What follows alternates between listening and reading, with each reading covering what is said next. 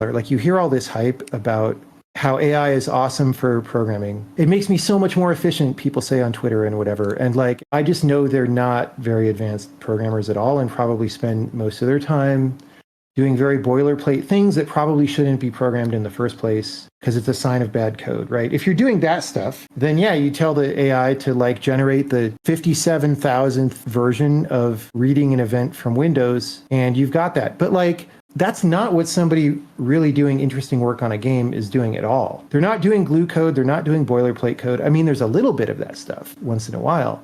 But most of what people making a game are doing is solving very hard problems that have to do with understanding the whole system. Like, so code, another way to describe code is it's a series of very specific decisions that have been made about how things should be done. And those decisions all have to work together. And the more lines of code there are, the more decisions there are that all have to be coherent with each other, right?